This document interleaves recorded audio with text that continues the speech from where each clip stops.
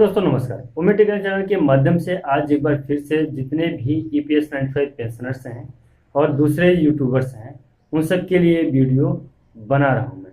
दोस्तों कल माननीय अशोक रावत जी का मध्य प्रदेश के भोपाल में एक बहुत बड़ी बैठक हुई, जिसमें जितने भी ईपीएस 95 पेंशनर्स हैं उनको क्या क्या समस्याएं आ रही हैं उस समस्याओं से अवगत कराया गया और बताया गया। सारी जानकारी एक दूसरे में आदान प्रदान किया गया तथा साथ ही जितने भी ईपीएस 95 पेंशनर्स हैं उनको आश्वासन दिया गया कि बहुत ही जल्द उनकी सुनवाई जो सुप्रीम कोर्ट में चल रही है वो हो जाएगी और बहुत ही जल्द उनके खाते में ईपीएस 95 पेंशनरों का बढ़ा हुआ पेंशन की रकम उनको मिलना स्टार्ट हो जाएगा।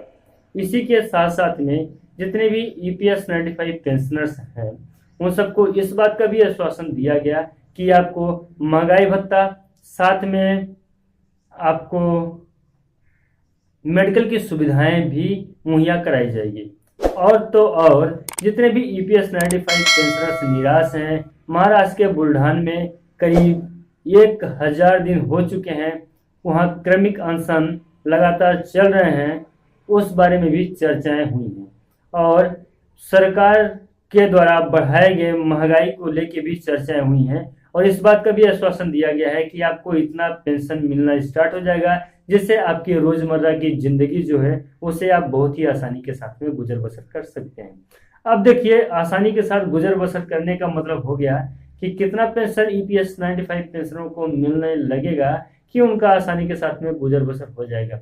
अभी ईपीएफओ की तरफ से यह सूचना जारी हुआ था कि और माननीय कमांडर अशोक रावत जी ने भी ये बोला था कि जिस पेंशनर का जितना कंट्रीब्यूशन हुआ है उसी कंट्रीब्यूशन यानी कि उसने जितना अपना पेंशन में जितना हक का पैसा जमा किया है उसी जमा की हुई पूंजी के आधार पे ही उन्हें पेंशन मिलना चाहिए। लेकिन अगर उसके आधार पे पेंशन मिलना स्टार्ट हो जाएगा तो मेरा एक प्रश्न यहाँ पे ये है, मेरा ही नहीं जितने भी ईपीएस 95 पेंशनर्स हैं सबका यह प्रश्न है कि अगर मान लो किसी का जो पेमेंट है, सैलरी है, पे स्लिप है वो 10,000 रुपये पर मंथ है, तो 10,000 रुपये में से 12% के हिसाब से उसका पेंशन में पैसा कटा।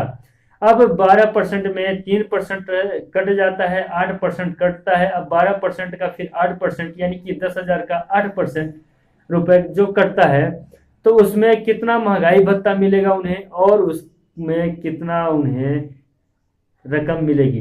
फिर से घूम फिर के वो 1500 से 1600 के ही बीच में आ जाएंगे, यानी 1500 से 1600 रुपये पर महीने के हिसाब से उन्हें मिले, ऐसा नहीं। जो महंगाई भत्ता एक मिनिमम उसका एक मिनिमम पेंशन दर बनाई जाए कि जो मिनिमम पेंशन दर एक क्राइटेरिया होगा, उस क्राइटेरिया के नीचे जितने भी पेंशनर्स हैं उनमें से किसी को भी उसके नीचे नहीं मिलेगा। जैसे 5,000 रुपये बनाई जाए या 7,000 रुपये या 7,500 रुपये जो यहाँ पे अभी मुद्दा छिड़ा हुआ है सुप्रीम कोर्ट में जिसका फैसला होना बाकी है, उसी के ऊपर बनाई जाए कि जितने भी पेंशनर्स हैं सबको कम से कम 7,500 रुपये उनको पेंशन मिलेगी ही। उसके साथ साथ में उन्हें महंगाई भत्ता और उन्हें मेडिकल सुविधा भी मिलेगी।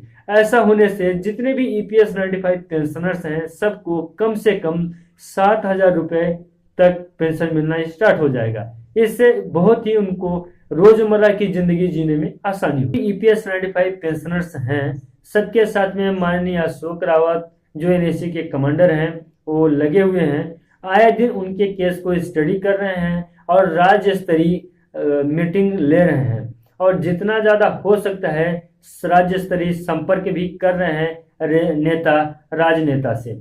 और जितने भी ईपीएस 95 पेंशनर्स के आए दिन दैनिक समस्याएं हैं उनसे अवगत करा रहे हैं और इस बात का रिक्वेस्ट कर रहे हैं कि इनके ईपीएस 95 पेंशनरों के पेंशन में बढ़ोतरी हो। उनका जो मिनिमम पेंशन है 7,500 रुपये, उतना तो कम से कम उन्हें मिलना स्टार्ट हो जाए। और महत्वपूर्ण बात यह भी है कि जितने भी ईपीएस 95 पेंशनर हैं, पेंशनरों को पेंशन न मिलने के पीछे का कारण कहीं न कहीं सरकार की द्वारा की गई लापरवाही है, सुप्रीम कोर्ट के द्वारा की जा रही देरी है और ईपीएफओ की जो एक्टिविटी है वो बराबर ईपीएस 95 पेंशनरों के प्रति दिखाई नहीं दे रही है। ऐसा नहीं हो सकता है कि ईपीएस 95 पेंशनर्स कहीं बाहर से आए हैं, उन्होंने भी इस देश में रह के इस देश के लिए अपना योगदान दिया है, देश की बढ़ोतरी के लिए, देश को अच्छा बनाने के लिए। तो उनके उस योगदान का जो परिणाम स्वरूप उन्हें पेंशन की रकम मुहैया करानी थी, उनके ही पैसे से उन्हें पेंशन देना है। तो ईपीएफओ अभी तक क्यों लेट कर रहा है? ईपीएफओ का जो भी निर्धारित किया गया हो पेंशन, कम से कम उसे तो एक बार बताए। और जो सुप्रीम कोर्ट में केस चल रहा है, वो काफी दिनों से केस चल रहा है, तो उस केस को सिर्फ घसीटे ना, उन्हें लंबा ना करें। यह कि सुप्रीम कोर्ट को जितना फास्ट हो सके तो कम से कम उनके प्रति एक फैसला जारी कर दें, ताकि जितने भी ईपीएस 95 पेंशनर्स हैं उनको एक संतुष्टि मिल जाए। दोस्तों, आज के लिए बस इतना ही खबर है। मिलते हैं अगले खबर में, नए वीडियो में, नए अपडेट के साथ। तब तक के लिए नमस्कार, जय हिंद, जय भारत।